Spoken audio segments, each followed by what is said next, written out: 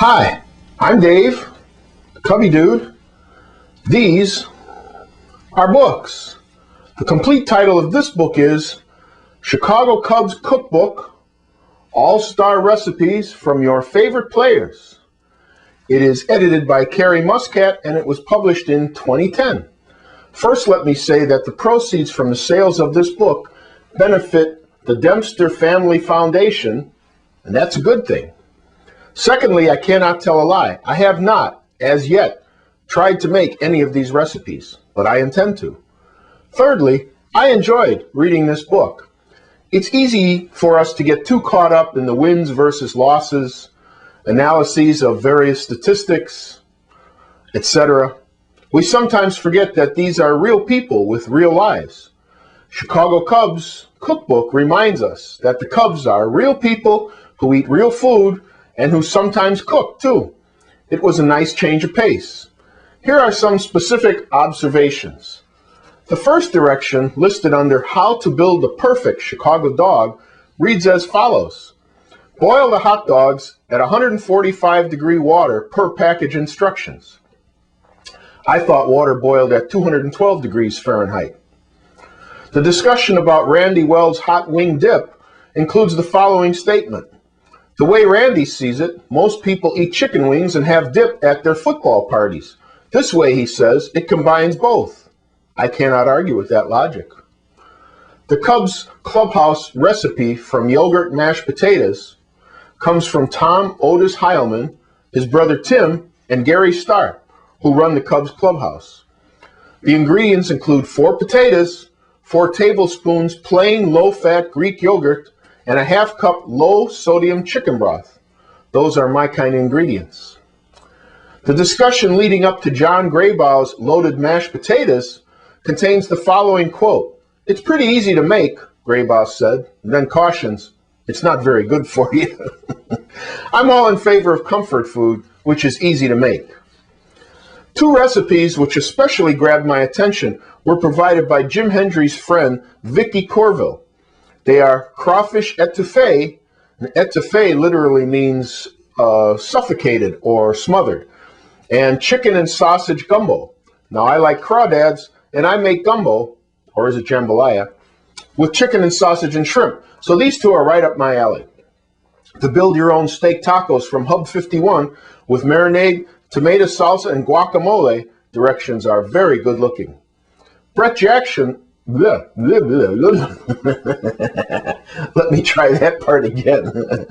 Brett Jackson contributed a gluten-free buffalo meat and spaghetti squash, which looks interesting. I have dabbled in gluten-free eating. This recipe has potential, and Brett says you can be creative with your protein base. Theodore Roosevelt Lilly III contributed a simple recipe for a great breakfast dish, which he calls egg in the hole. You gotta love it. Fergie Jenkins' wife, Lydia, finally decided to try cooking wild game, some of Fergie's pheasants, in a manner that she thought would make them taste tolerable.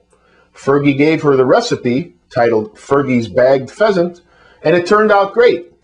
I'm a big believer in cooking bags. Ted Lilly also presents a chili recipe from Stanley's Kitchen and Tap. The recipe for Stanley's King of Chilies looks delicious, but I'm afraid I don't have all of the many ingredients in my kitchen. I'll have to visit Stanley's on Lincoln Avenue and let them do the preparation for me.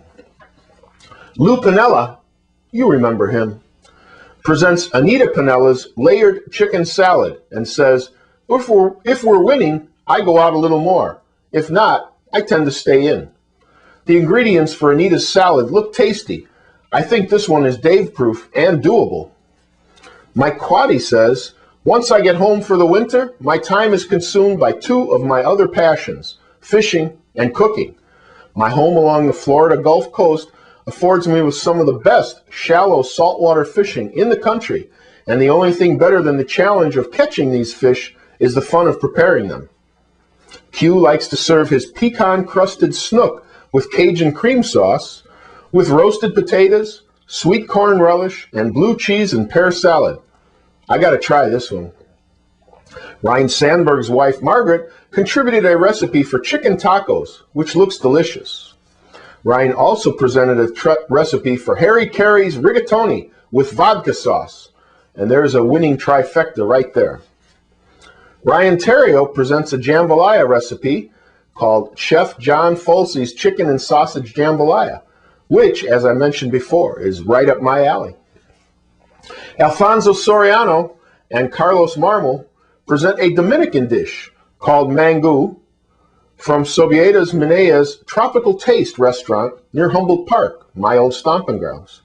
It says here that mango is eaten for breakfast, lunch, and dinner, and the only change is what you have on the side. I can live with that. Micah Hoffpower presented Grandma Ernestine Adams' Blonde Brownies. I don't usually get worked about I don't usually get worked up about brownies because I don't really care for most chocolate that much. But these blonde brownies don't contain chocolate. Sign me up. Len Casper presents his mom's Michigan Apple Crisp recipe, and Jeff Stevens presents a banana nut bread recipe courtesy of his girlfriend, Christina. Both of these desserts look extremely tasty. There are a lot of opportunities for good eating contained in the Chicago Cubs cookbook. I have to say, I'm not a fan of the plastic binding system used on this book. Nevertheless, I did enjoy the human stories behind the recipes. They put some very human faces on the members of the Chicago Cubs, past and present. I recommend the Chicago Cubs cookbook, all-star recipes from your favorite players, to anyone with an interest in cooking and or eating, as well as to anyone who follows the Chicago Cubs. It's for a good cause. Once again, the title of the book is Chicago Cubs Cookbook, All-Star Recipes from Your Favorite Players, edited by Carrie Muscat, published in 2010, and proceeds benefit the Dempster Family Foundation. Here's that plastic binding system that I'm just not crazy about, but I enjoyed the book, and I recommend it. I'm Dave, CubbieDude. These are books.